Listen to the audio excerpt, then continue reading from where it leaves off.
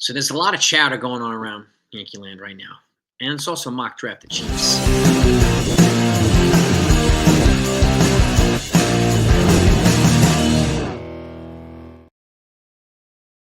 What's going on, everybody? Hope you're doing well. So obviously, coming off the Yankees loss yesterday, they were down 6-0. They worked their way back to 6-2, then 6-4, but that's how it ended. So unfortunately, and again, keep in mind, Yankees are coming up against a good team here. The Cleveland Guardians are nothing to sniff at. The Yankees had to beat them in the ALCS just to get to the World Series last year. So this is a tough team to play. And it's not going to get any easier either. And you're off Thursday, and then they get Toronto after that, and it's just and then a continued series of games. And this is going to be after these two games that are left. It's going to be 13 straight days of baseball before day off. So some guys are tired. Some guys are going to need some rest. But well, I mean, quite a few folks have been asking me, "Am I worried?" Personally, I'm not. Okay, it's too early in the season, in my opinion, but it's a fair question to ask. And can't knock people who are feeling worried. Can't do it. It's a legitimate feeling. So, but the Yankees are 14-9 right now in first place. They're up by a game and a half. And again, they're doing. I keep saying this. They're doing it without Cole, without Hill, without Stanton, and no longer have Soto, and they're still in first place. Okay, so that's a testament to a couple things, in my opinion. The lack of dominance in the American League East, but also better balanced Yankee team and a good offseason that they had after Juan Soto. So, and there's no need to continue to keep talking. I know a lot of folks keep talking about him, but he's a Met. He's not coming back.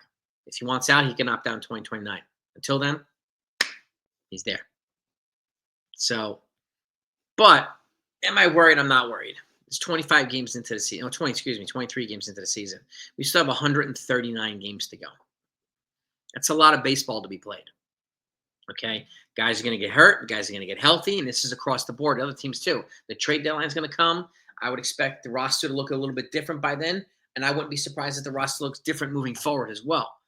While the Yankees continue to kind of scour the market for guys that might become available, like Tristan McKenzie got DFA'd by the Cleveland Guardians yesterday. People are asking, should he come in? Well, I don't know. Who is he an upgrade over? Like, who would you move on from to bring Tristan McKenzie in here is my question. So I don't know if I would bring in anybody. I mean, move on from anybody to bringing Tristan McKenzie, whose stats are not exactly world-beating either. So, but again, anytime somebody becomes available, this is what happens. And I will keep you updated no matter what. So if you're a Yankee fan, make sure you hit that subscribe button if you haven't done that yet. Okay? And turn on your notifications as well. I don't want you to miss anything. And I thank you for it. Okay? Now, a couple of things I encourage folks to exercise patience with is Clark Schmidt. Remember, he's coming back. He's operating from behind right now. So he's going to take him several more starts to probably get up to speed and kind of get back to full strength. So I would exercise patience. Just like I would exercise patience or encourage folks to exercise patience with Devin Williams. He's got to figure himself out here. A lot of folks think he's not fit here, this and so on and so forth, and move on from him. But the two benefits that Clark Schmidt and Devin Williams have right now that Nestor Cortez does not have is the benefit of health. Nestor Cortez just got put on the 60-day IL. Okay, so I don't even know if he's going to be able to produce at all for the Milwaukee Brewers. Devin Williams is healthy, so is Clark Schmidt. So they can figure out their things and get better because they're healthy enough to allow them to do that. So that's a net benefit for the Yankees. The other net benefit is having guys like Luke Weaver and Fernando Cruz to kind of ease the load maybe or ease the stress levels on Devin Williams. But I understand it comes to the territories of New York's closer. Pressure's not going to go anywhere. Okay, it's going to stay on his shoulders. So, and that's understandable. So, but in the meantime, this other chatter, Carlos Correa, certain papers and beat writers are pushing Carlos Correa to the Yankees. There was a couple YouTube channels have been doing it repeatedly for years, and I just don't see the fit. I just don't see the fit. Not at this point. You're going to give up heavy prospect capital for declining years of the Carlos Correa? I wouldn't do it personally, but that's just me. He's a good player, yes, no doubt about it. But I would just wait for George Lombard. I really, really would, and then not block that path for him. And hopefully the Yankees will do that, but we'll see. Because obviously there's still chat about Sandy Alcantara and some pitchers and Michael King, Dylan Cease, and guys that are going to be free agents after this year. Zach Gallen. You never know how the Yankees are going to go. All those guys are right-handed arms. So, but we have Garrett Cole coming back next year from Tommy John too. So that's going to be a net benefit as well. But if they add a pitcher, I think it's really going to depend on whether Marcus Stroman comes back or not. It doesn't look like he's going to get his 140 innings triggered to exercise, to trigger his option for 2026. So it looks like he'll be a foregone conclusion that he'll be moving on from the Yankees after this year.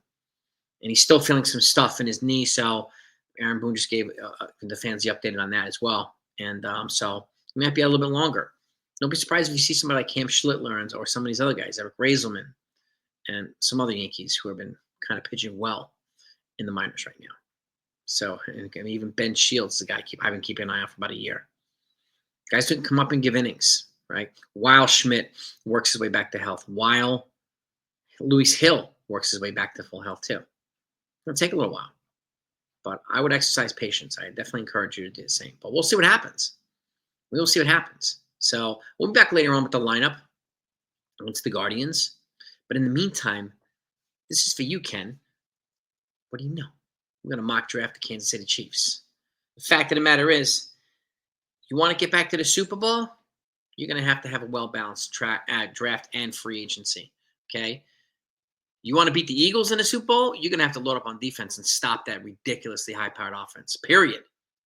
So my draft is going to be heavily predicated upon defense with a couple of offensive weapons for Pat Mahomes to either hand off to or throw to, which they're going to need as well to develop as well. So you let me know what your thoughts are. Now, first pick, okay?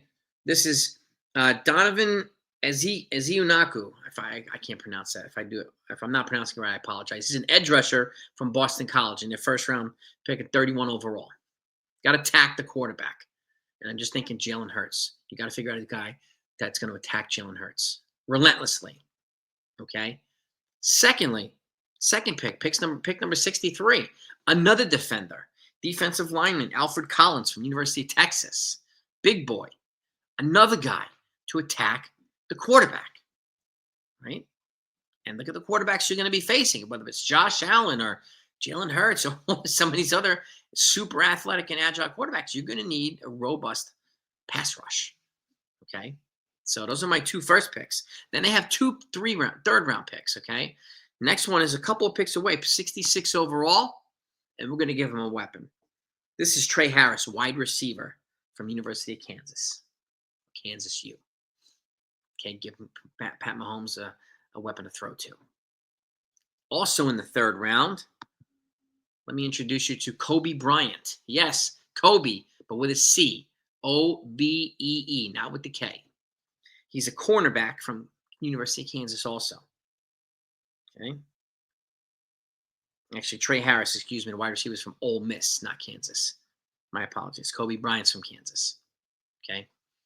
So we got a Jayhawk now. And a cornerback to fill up that defensive backfield. So we got a pass rush. Now we're going to load up on the defensive backfield too. Okay, that's the third round pick. Then they have a fourth round pick, 133 overall. I'm going to give Pat Mahomes a running back. Damian Martinez, a running back, a beefy, athletic, physical running back from the University of Miami as their fourth round pick. So he's got a weapon to throw to, and he's got a weapon to hand off to. Okay. Now, they don't have any picks in the fifth or the sixth rounds, but they have 3 in the seventh rounds. In the seventh round. 2 of them are compensatory picks, if I'm not mistaken. Okay. Pick number 226 overall, Craig Wooden, a cornerback, another corner for the defensive backfield from Cal. Okay. Developmental players here who can become starters. And then 251 overall, this is Efton Quinn III, who's a wide receiver from Eastern Washington. What a name. Can you say that? Like, hi, I'm Efton. This is my dad, Efton. And my grandfather, Efton. Pretty legit. Efton Quinn. This is the guy right here. A wide receiver. So now we've got another wide receiver for Pat Mahomes. And we've given him a running back too. Okay, and lastly, Mr. Insignificant. Pick number 257 is Ty Hamilton, a defensive lineman from Ohio State. National champion Ohio State. So I think With a pick like that, Mr. Insignificant is not going to become that insignificant. He's going to bring some significance to Mr. Insignificant. That's my mock draft right there. Heavily loaded up on defense with a couple weapons for Pat Mahomes as well. They're going to have to figure out how to stop the Eagles if they want to get back to the Super Bowl. And if they're in the Super Bowl, the Eagles are not going anywhere. They draft well, they develop well, they trade well, and they sign well. They're a hell of a team. So that's my mock draft for the Chiefs. Okay, I'm going to do one more round 2 of the Jets either tomorrow or Thursday on draft day, which I'm very much looking forward to. But those are my mock drafts. Give me your thoughts, okay? And let me know what you're thinking about what's going on in the Yankees land. What's the pulse? What's it telling you? Because I really want to know. And we'll talk about it hopefully tonight after the game. And hopefully we'll be celebrating a win. Let's go, Yankees.